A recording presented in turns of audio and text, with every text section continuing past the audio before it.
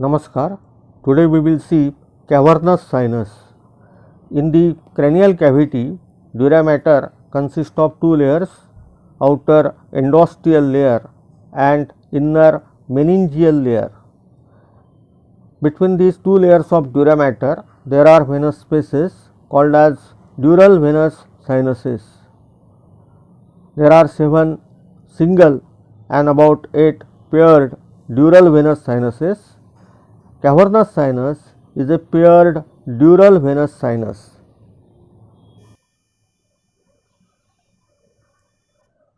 This is the middle cranial fossa and this is sella turcica or hypophyseal fossa.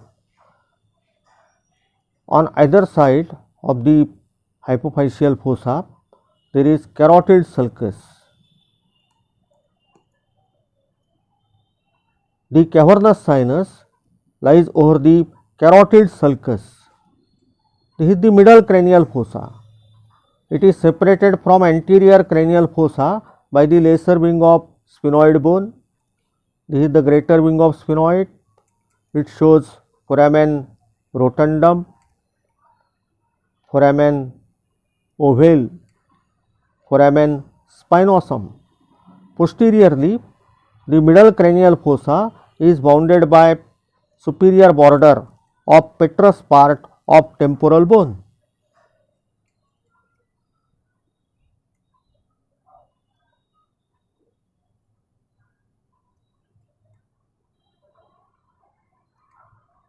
And in between the petrous part of temporal bone and greater wing of sphenoid lies the foramen lacerum. The cavernous sinus lies over the carotid sulcus. Anteriorly it extends up to medial end of superior orbital fissure and posteriorly up to the apex of petrous part of temporal bone. Medial to the cavernous sinus, in between the tuberculum silli, middle clinoid processes, dorsum silli and posterior clinoid processes, there is hypophyseal fossa or sella turcica. It lodges the pituitary gland.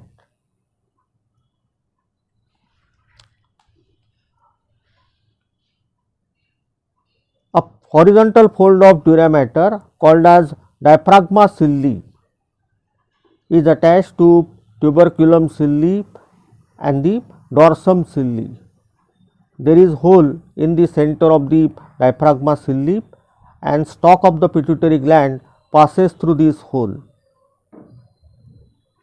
The sella turcica is a depression on the superior surface of the body of the sphenoid bone, and inside the body of sphenoid bone there are air spaces called as sphenoidal air sinuses. They are the paranasal air sinuses. So, the cavernous sinus is related medially with the pituitary gland and the body of the sphenoid containing sphenoidal air sinuses.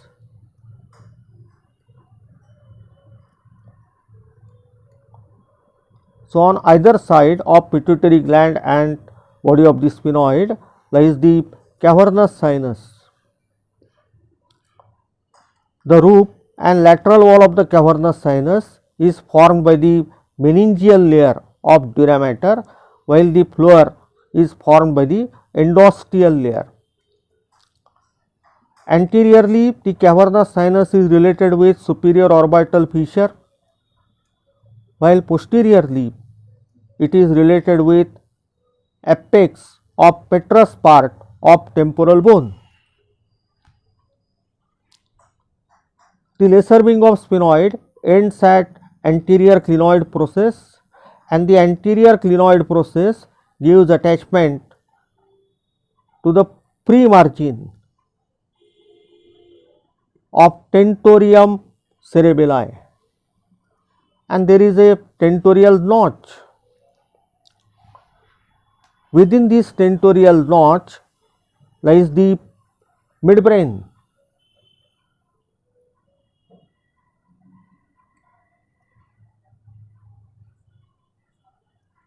the most anterior part of the midbrain is the crus cerebri. So, crus cerebri and apex of the petrous part of temporal bone forms the posterior relations of the cavernous sinus. Inferiorly, there is junction of the body and greater wing of sphenoid bone and foramen lacerum. Lateral to the cavernous sinus, here lies the temporal lobe. This is the temporal lobe, this is the inferior view. The most anterior end of the parahippocampal gyrus is called as uncus. The uncus is separated from temporal pole by the rhinal sulcus. So, the uncus with temporal lobe forms the lateral relation of cavernous sinus. Now, we will see superior relations of the cavernous sinus. The optic nerve enters through the optic canal, and then the fibers from nasal half of retina decussate to form the optic chiasma. This is the optic chiasma,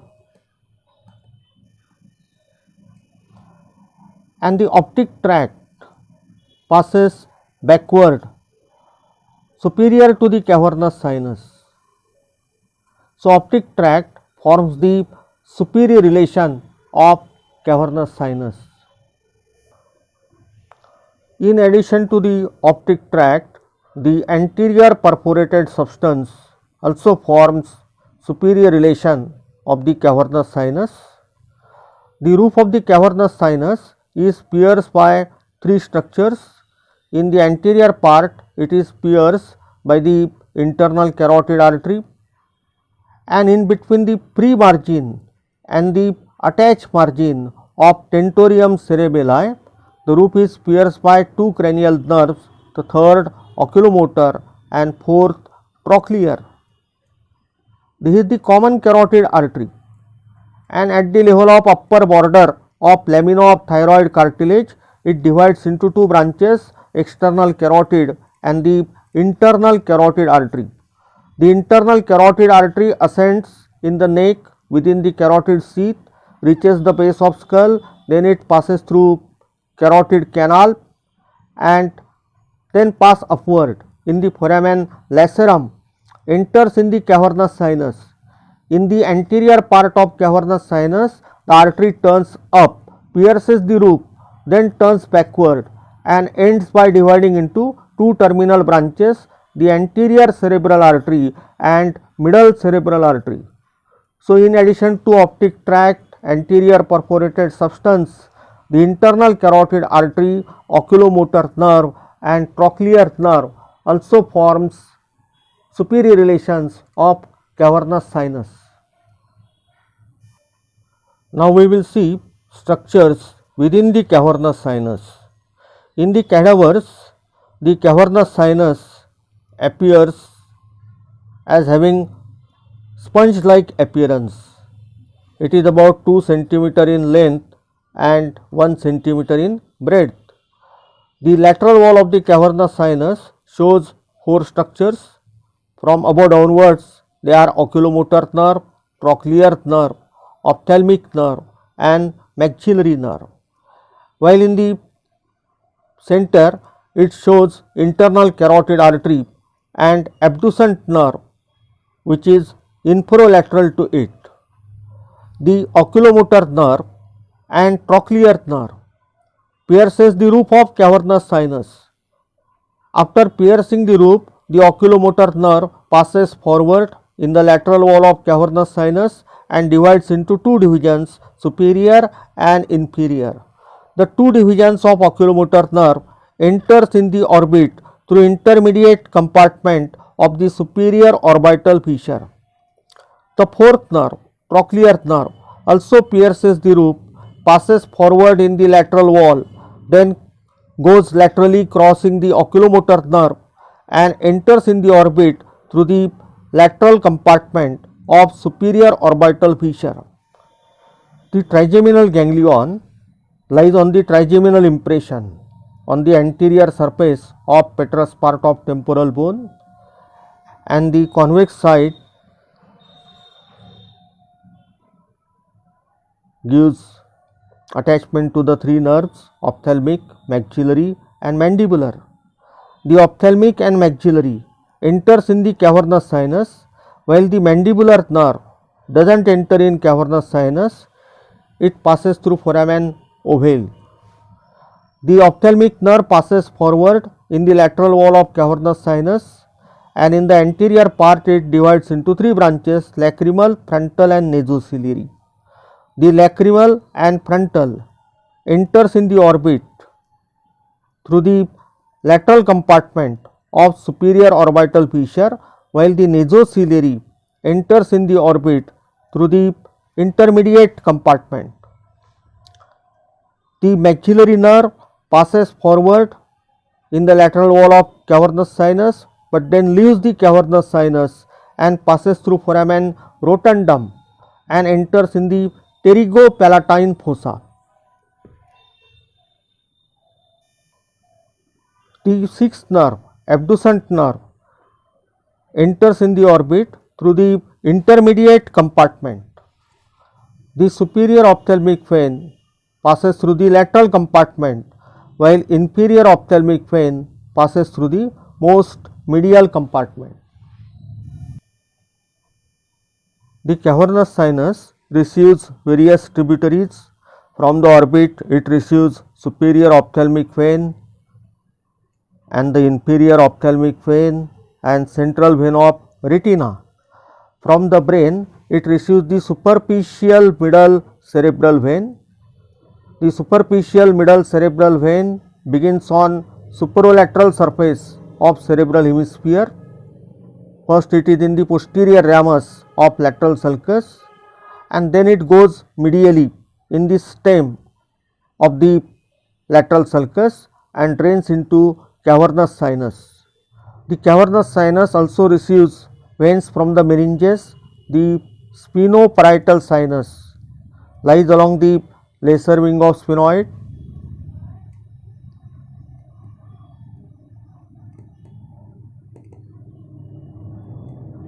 It drains into cavernous sinus.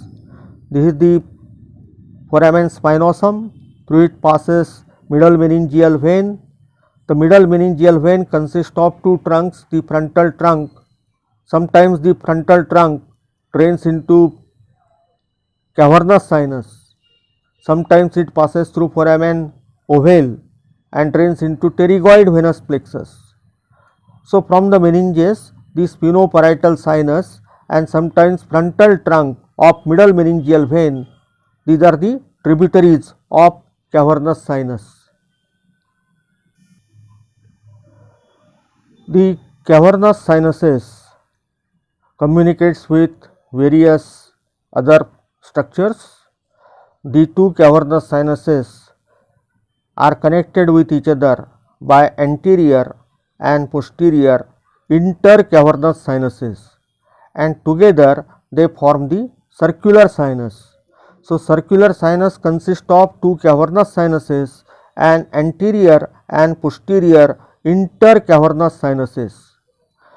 The cavernous sinus communicates with transverse sinus via the superior petrosal sinus. The transverse sinus continues as sigmoid venous sinus that form the bulb of internal jugular vein. The cavernous sinus is connected with internal jugular vein by the inferior petrosal sinus. The cavernous sinus is also connected with pterygoid venous plexus via the emissary veins passing through foramen ovale, foramen spinosum and foramen lacerum.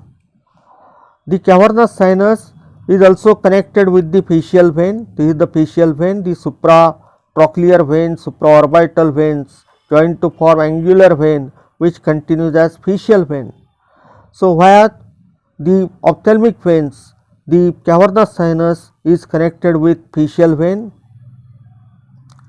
It is also connected via the deep facial vein, pterygoid venous plexus and the emissary veins. Infections from the medial canthus of eye, from the nasal cavity and from the dangerous area of face can lead to thrombosis of the cavernous sinus.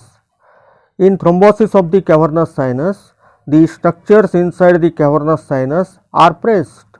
The lateral wall of cavernous sinus consists of third, fourth, and in the floor there is sixth cranial nerve. They supply the extraocular muscles of eyeball. So, pressure on these nerves can lead to ophthalmoplegia. The ophthalmic nerve is also pressed, and ophthalmic nerve supply this part. So, there will be pain in the forehead, eye, and due to pressure on the ophthalmic veins, they can't drain properly. So, there is edema in the eye region, edema of the eyelids.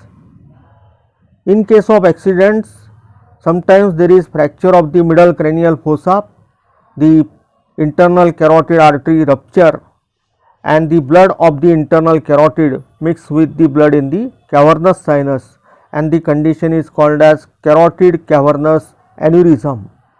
In this case, the eyeball appears pulsatile, and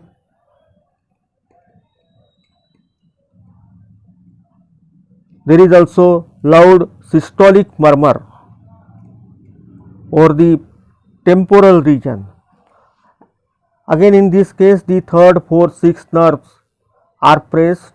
There may be ophthalmoplegia, and there is also edema of the eyelids. Thank you.